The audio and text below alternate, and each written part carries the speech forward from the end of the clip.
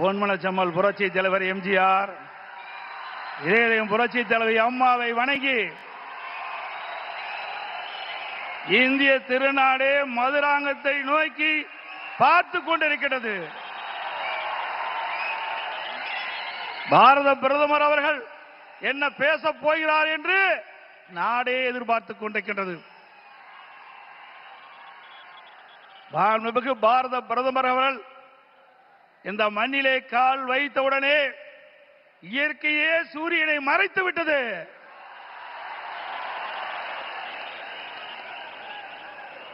எங்கே பார்த்தாலும் மக்கள் வெள்ளம், மக்கள் கடல் போல் காட்சியளிக்கின்றார்கள். இந்த மதுராந்தம் பூமியே குலுங்குகின்ற அளவுக்கு மக்கள் வெள்ளம். இதுவே நடைபெறுகின்ற சட்டமன்ற தேர்தலிலே வெற்றிக்கு சான்று.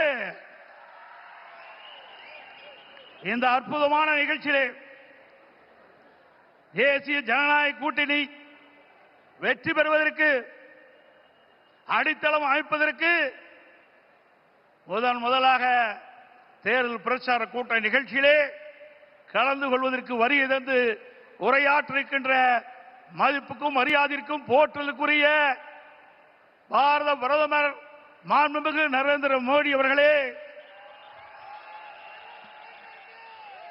நிகழ்ச்சியிலே பங்கு பெற்றிருக்கின்ற மத்திய அமைச்சர் மரியாதைக்குரிய திரு பியூஷ் கோயல் அவர்களே, தமிழகத்தினுடைய மாநில பாரதிய ஜனதா தலைவர் முன்னாள் அமைச்சர் சகோதரர் திரு நயினார் நாகேந்திரன் எம்எல்ஏ அவர்களே, மத்திய இணை அமைச்சர் அருமைச்சகோதரர் திரு எஸ் முருகன் அவர்களே, பாட்டாளி மக்கள் கட்சியுடைய தலைவர் முன்னாள் மத்திய அமைச்சர் அருமைச்சகோதரர் டாக்டர் அன்புமணி அவர்களே, அம்மா மக்கள் முன்னேற்ற கழகத்தினுடைய பொதுச் செயலாளர் மதிப்புக்கும் மரியாதைக்கும் உரிய சகோதரர் திரு டிடிவி தினகரன் அவர்களே, தமிழ் மாநில காங்கிரஸ் தலைவர் முன்னாள் மத்திய அமைச்சர் மரியாதைக்கு திரு ஜே கே வாசன் அவர்களே, புரட்சி பாரதிய தலைவர் திரு பூவை ஜெகன்மூர்த்தி எம்எல்ஏ அவர்களே, மரியாதைக்குரிய புதிய நீதி கட்சி தலைவர் திரு ஏசி சண்முகம் அவர்களே, இந்திய ஜனநாயக கட்சியுடைய தலைவர் திரு பாரிவேந்தர் அவர்களே, தமிழக மக்கள் முன்னேற்ற கழக நிறுவன தலைவர் திரு ஜான் பாண்டியன் அவர்களே, பெருந்தலைவர் மக்கள் கட்சியுடைய தலைவர் திரு என் ஆர் தனபாலன் அவர்களே, முன்னாள் ஆளுநர் திரு தமிழிசை சவுந்தரராஜன் அவர்களே, முன்னாள் பாரதிய ஜனதா தலைவர் சகோதரர் திரு அண்ணாமலை அவர்களே, மற்றும் மேடையிலே வீற்றிருக்கின்ற கூட்டணி கட்சியினுடைய தலைவர்களே, நிர்வாகிகளே, மேடையிலே வீற்றிருக்கின்ற அனைத்து இந்திய அண்ணா திராவிட முன்னேற்ற கழகத்தினுடைய தலைமை கழக நிர்வாகிகளே, மாவட்ட கழக செயலாளர்களே, நாடாளுமன்ற உறுப்பினர்களே, சட்டமன்ற உறுப்பினர்களே, வாரி சிறப்பித்துக் கொண்டிருக்கின்ற தேசிய ஜனநாயக கூட்டணியில் அங்கம் வைக்கின்ற கட்சியினுடைய தலைவர்களே, நிர்வாகிகளே, தொண்டர்களே, பெரியவர்களே, தாய்மார்களே, ஊடக நண்பர்களே, பத்திரிகை நண்பர்களே, கழக உடன்பிறப்புகளே, அத்தனை பேருக்கும் என்னுடைய முதற்கண் வணக்கத்தை உரித்தாக்குகின்றேன்.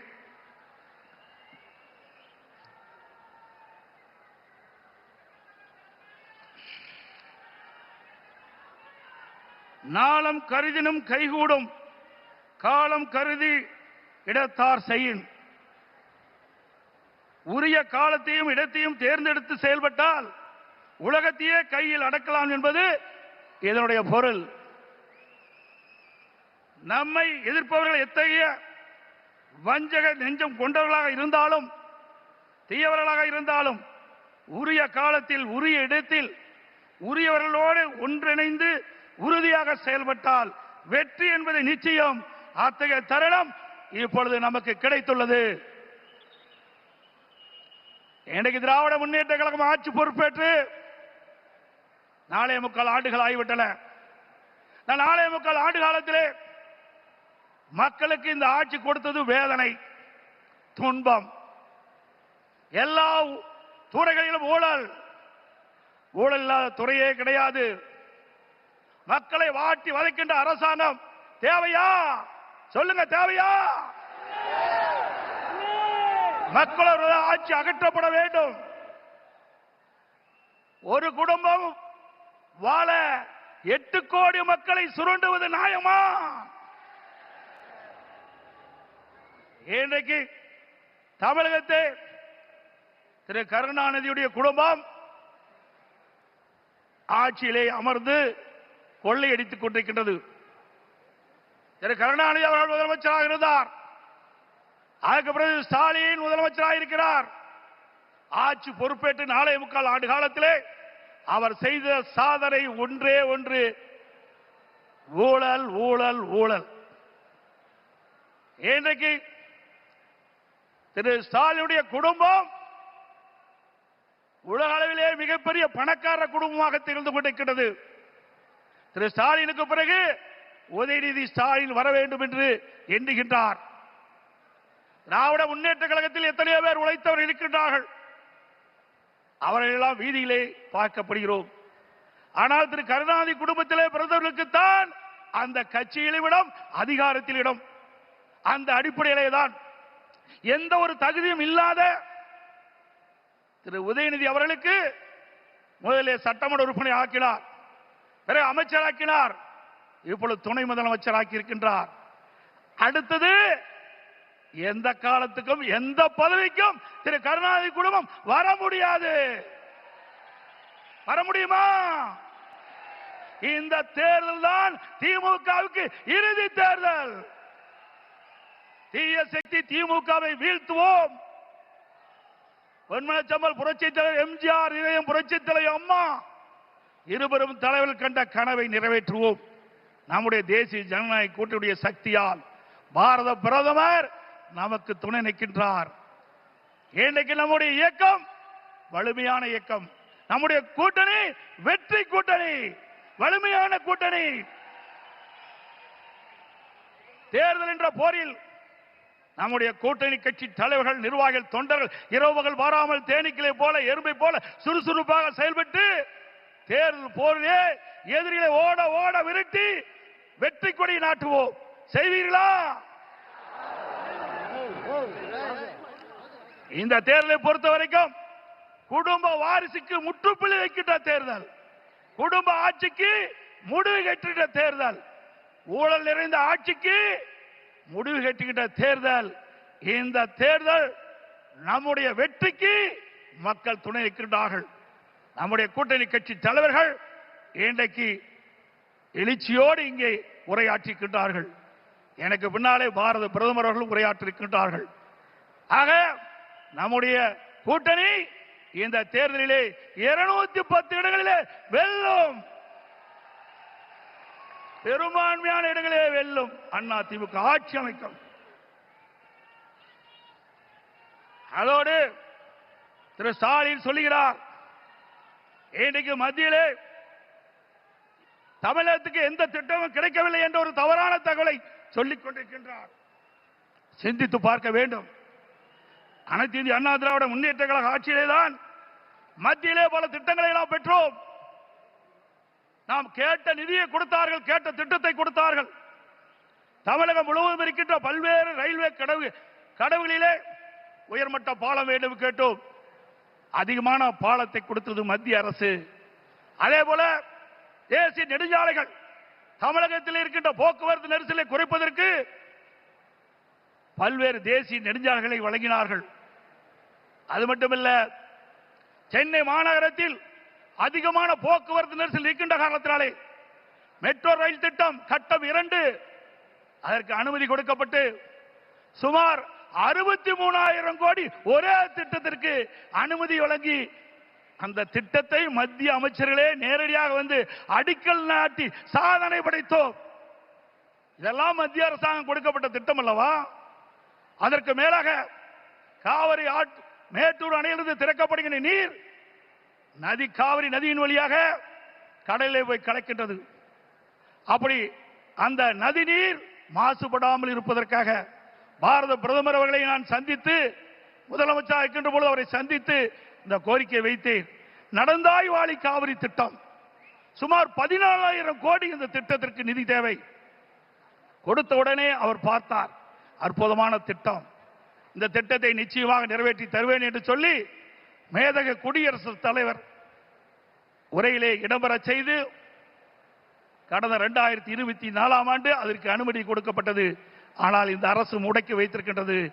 உண்மையிலேயே இந்த அரசு மக்கள் மீது அக்கறை இருந்தால் மத்திய அரசு அனுமதி கொடுக்கப்பட்ட திட்டத்தை நிறைவேற்ற மனமில்லை.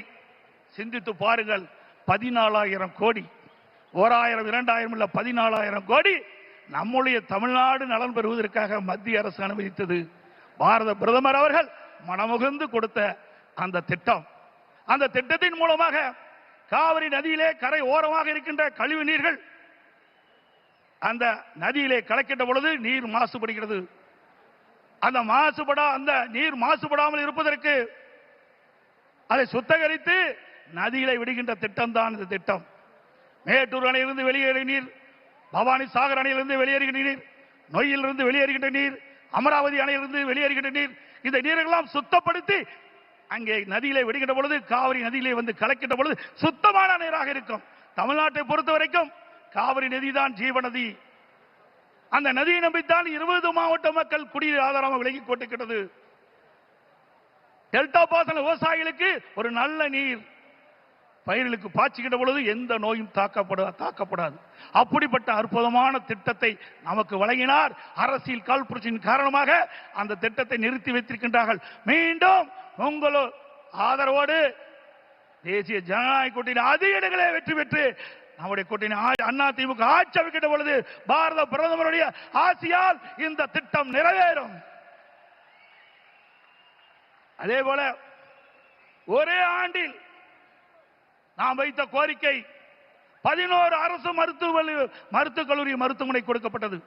இந்திய வரலாற்றிலேயே ஒரு மாநில அரசுக்கு ஒரே ஆண்டில் 11 அரசு மருத்துவக் கல்லூரி மருத்துவமனை கொடுத்த வரலாறு கிடையாது. அந்த வரலாற்றையும் பாரத பிரதமர் திரு நரேந்திர மோடி அவர்கள் நமக்காக வழங்கினார். அதனால் நம்முடைய மாணவர்கள் அதிக இடங்களிலே மருத்துவர்களாக சேர்ந்து படிக்கக்கூடிய வாய்ப்பை பெற்றிருக்கின்றார்கள். இதையெல்லாம் சாதனை. இன்னும் பல திட்டங்கள் மத்தியில் இருந்து நமக்கு கிடைக்கப்பட்டன. அனைத்து இந்திய அண்ணா திராவிட முன்னேற்ற கழக அரசு இருக்கின்ற பொழுது மத்திய அரசோடு இணக்கமாக இருந்தோம். கேட்ட திட்டத்தை கொடுத்தார்கள், கேட்ட நிதியை கொடுத்தார்கள். தமிழகம் வளர்ச்சி பெற்றது. இன்றைக்கு இருக்கின்ற ஆட்சியாளர்கள் வேண்டுமென்றே திட்டமிட்டு மத்தியிலே குறை சொல்லி இன்றைக்கு லஞ்ச லாவணியத்திலே இந்த அரசு திளைத்துக் கொண்டிருக்கின்றதை நேரத்திலே சுட்டிக்காட்டி அதோடு எண்ணிய இன்னியாங்கு எய்து எண்ணியார் இன்னியரா பெரிய ஒரு செயலை செய்து முடிக்க எண்ணுபவர் மிக உறுதியுடன் இருந்தால் அவர் நினைத்தபடியே அந்த செயலை செய்து முடிப்பார் என்ற குரலுக்கு மிக பொருத்தமானவர் நமது பாரத பிரதமர் நரேந்திர மோடி அவர்கள். இன்னைக்கு உலகமே பாராட்டுகின்ற அளவிற்கு இந்திய நாட்டுக்கு பெருமை சேர்த்தவர் பாரத பிரதமர் அவர்கள். கொரோனா காலம், இன்னைக்கு இந்த கொரோனா காலத்திலே அந்த வைரஸ் நோயால் இன்றைக்கு வல்லரசு நாட்டில் கூட மக்களை காப்பாற்ற முடியவில்லை. அந்த காலகட்டத்தில் விலை மதிக்க முடியாத உயிரை காப்பாற்றுவதற்கு அவர் எடுத்த நடவடிக்கையினால் லட்சக்கணக்கான மக்கள் உயிர் பிழைத்தார்கள். அந்த நோய் எப்படி தாக்கும், எப்படி வரும், அதற்கு என்ன சிகிச்சை அளிக்க முடியும், அதற்கு என்ன மருந்து என்று கண்டுபிடிக்க முடியாத சூழ்நிலை கூட தன்னுடைய திறமையால் ஆற்றால் அதற்கு சிகிச்சை அளிப்பதற்கு உரிய மருந்தை கண்டுபிடித்து உரிய சிகிச்சை அளித்து விலை மதிக்க முடியாத உயிர்களை காப்பாற்றிய மா மனிதர் பாரத பிரதமர் நரேந்திர மோடி அவர்கள். இந்திய நாட்டு மக்கள் மட்டுமல்ல, வெளிநாட்டில் இருக்கின்ற மக்களுக்கும் அந்த உயிர்களை காப்பாற்றுவதற்கு விலையில்லா மருந்துகளை கொடுத்து காப்பாற்றிய மனித நேயம் படைத்த தலைவர் பாரத பிரதமர் நரேந்திர மோடி அவர்கள் என்பதை இந்த நேரத்தில் சுட்டிக்காட்டி